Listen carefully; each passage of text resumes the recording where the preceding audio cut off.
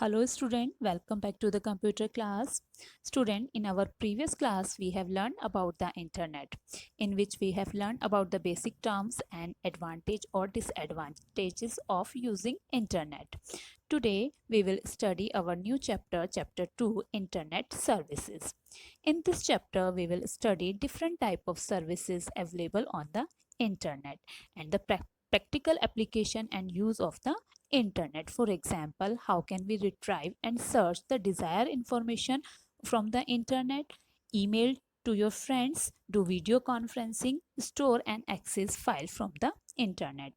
In this chapter we will learn about the various web services practically.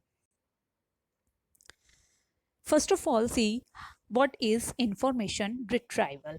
Information retrieval is a process of accessing information that is stored on the internet. The process of exploring and retrieve the information from the internet is also known as net surfing. Student information retrieval हमारा वो process है जिसकी help से हम internet पर जो भी information store होती है उसको हम एक्सेस करते हैं, या फिर हम कह सकते हैं कि इंफॉर्मेशन को इंटरनेट से एक्सेस करना, that is called information retrieval और net surfing. Now web services, जैसे कि हमें पता है कि इंटरनेट पर बहुत सारी ऐसी सर्विसेज होती हैं जिनको हम अपनी डेली लाइफ में यूज़ करते हैं. इन सर्विसेज को हम वेब सर्विसेज या इंटरनेट सर्विसेज भी कहते हैं. A web service is a method of communication between two electronic device over a network. With the help of web services we can retrieve or search information. The World Wide Web provide various services like chatting, email, video conferencing, e-learning, shopping and social networking. ये बहुत सारी ऐसी web services हैं जो हमें world wide web provide करता है over the internet और जिनको हम अपनी डेली लाइफ में यूज़ करते हैं. Student, as we know that internet provide us various web services, the most common web services used over the internet is email. Student, आपने देखा होगा कि पहले हम एक ट्रेडिशनल मेलिंग सिस्टम यूज़ करते थे अपने मैसेजेस को एक जगह से दूसरी जगह पर भेजने के लिए, जैसे कि लेटर या पोस्टल कार्ड. इंटरनेट अब हमें इंटरनेट ऐसी फैसिलिटी प्रोवाइड, एक ऐसी मेलिंग फैसिलिटी प्रोवाइड कर रहा है जिसकी हेल्प से हम अपने मैसेजेस को अराउंड द ग्लोब बहुत ही क्विकली, बहुत ही इंस्टेंट भेज सकते हैं और जिसको हम बोलते हैं ईमेल या फिर इलेक्ट्रॉनिक मेल.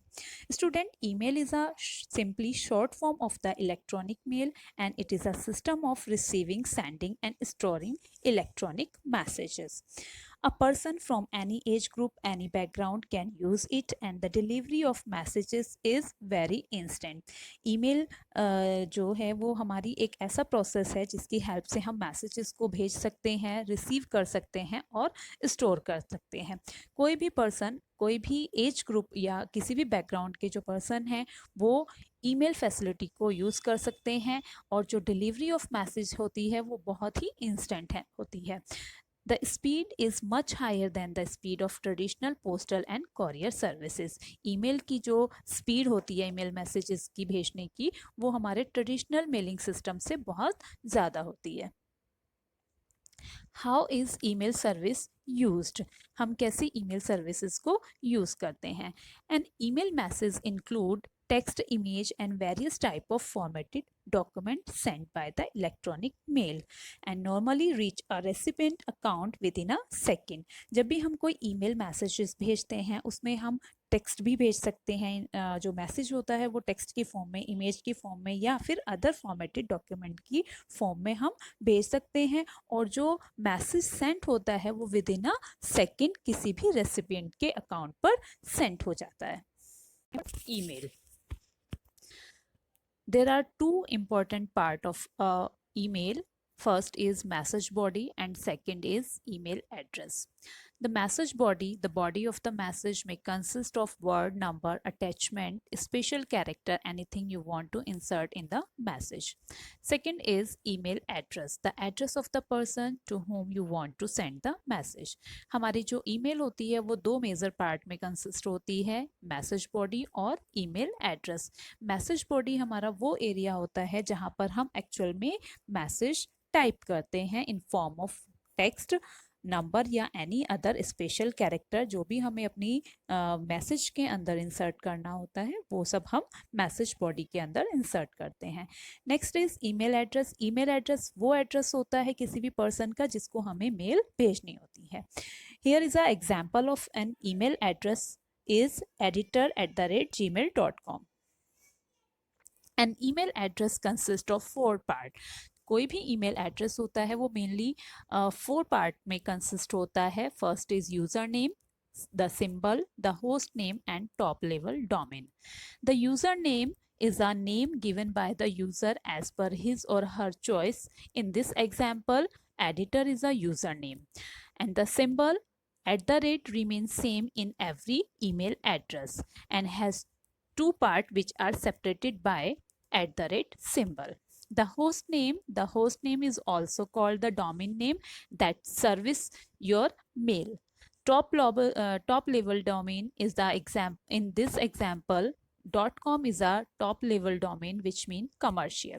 Student, यहाँ पर हमने जो एग्जाम्पल लिया है editor@gmail.com, यहाँ पर एडिटर जो है वो यूज़र नेम है जो कोई भी यूज़र अपनी चॉइस से दे सकता है।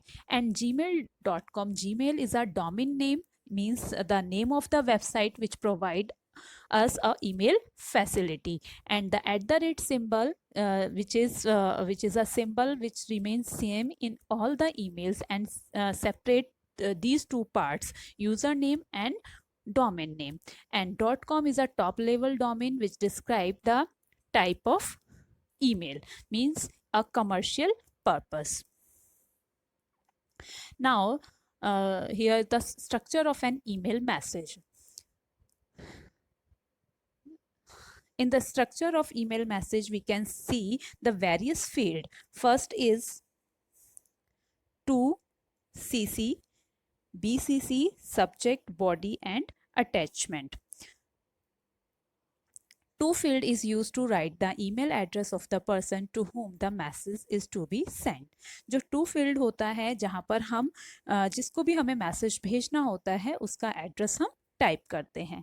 Second field is CC field. CC field जो होता है वो ऑप्शनल होता है। It is optional and use to send the message to multiple recipient. जो सीसी फील्ड होता है वो ऑप्शनल होता है और जब हम सेम मेल को नंबर ऑफ पर्सन या नंबर ऑफ रेसिपिएंट्स को सेंड करते हैं उस केस में हम यूज करते हैं CC field. Next is BCC. BCC field is also optional and used to send a message to multiple recipients. Similarly, जैसे कि हम CC के अंदर नंबर ऑफ पर्सन को हम मेल भेजने के लिए यूज़ करते हैं, इसी तरह से BCC फील्ड को भी अगर हमें same message number of person को सेंड करना है तो हम यूज़ करते हैं BCC field. Next is subject.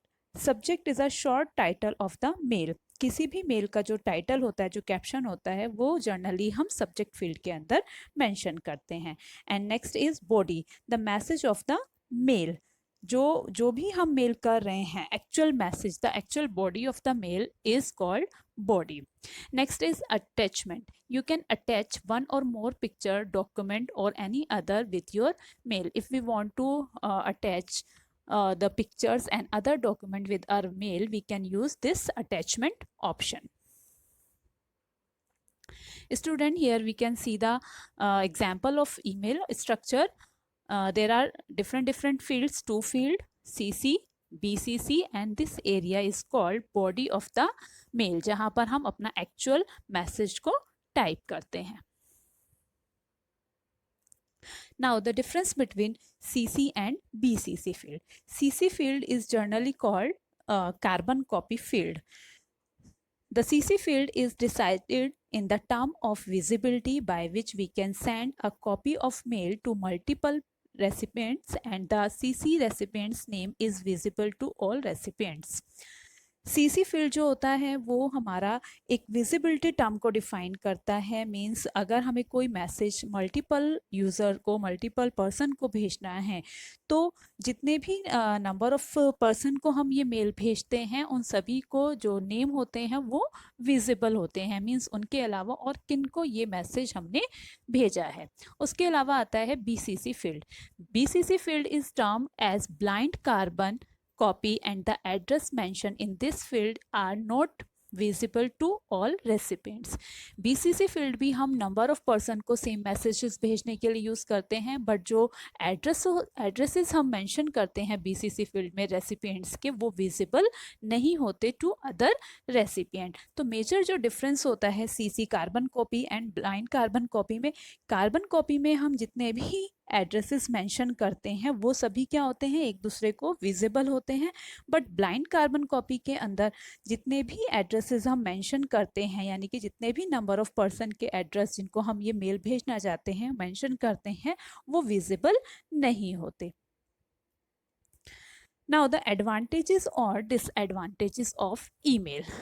Student, there are certain advantages and disadvantages of using email. First of all, advantages of email. Low cost and high speed. जो email facility होती है वो बहुत ही मिनिमम कॉस्ट पर, यानी कि हम जो भी कोई मेल करते हैं उसके कोई एडिशनल चार्जेस नहीं होते। हम एक पर्सन को भेजें या मोर देन वन पर्सन को हम जो मेल भेजते हैं उसके कोई एडिशनल चार्जेस नहीं होते।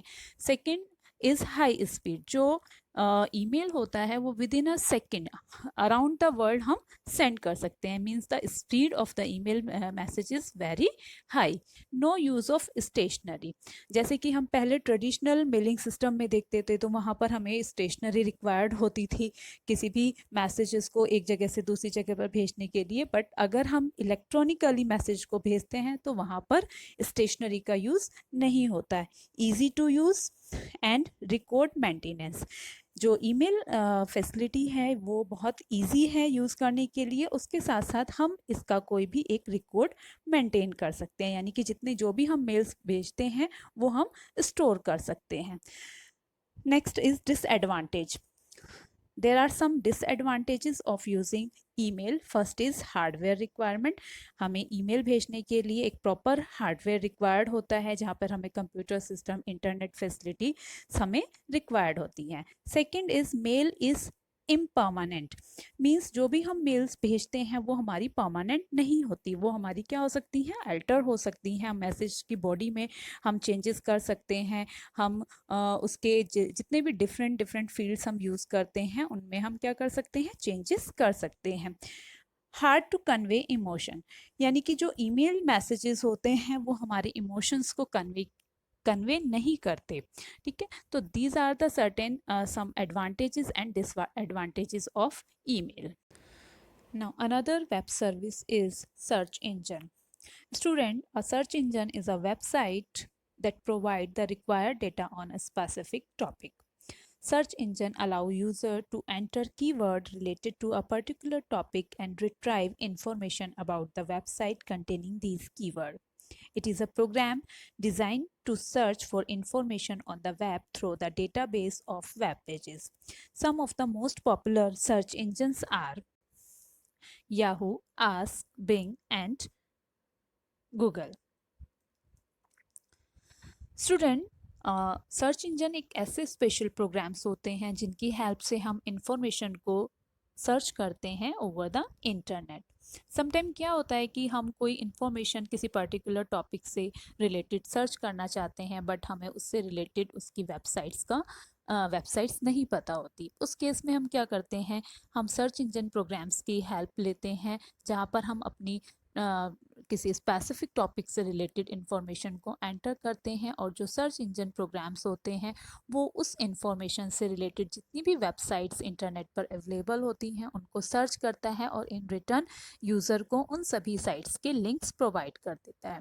यूज़र उन लिंक्स की हेल्प से अपनी इंफॉर्मेशन को सर्च करता है। इस तरह से जो सर्च इंजन प्रोग्राम्स होते हैं जिनकी हेल्प से हम कोई भी इंफॉर्मेशन इंटरनेट से इजीली सर्च करते हैं। How search engine works. Student, जब भी हम कोई इंफॉर्मेशन सर्च करते हैं over the internet with the help of search engine, तो किस तरह से सर्च इंजन वर्क करते हैं। कोई भी जो सर्च इंजन है वो 3 स्टेप्स में अपने वर्क को परफॉर्म करता है। First is web crawler and spider, web spider.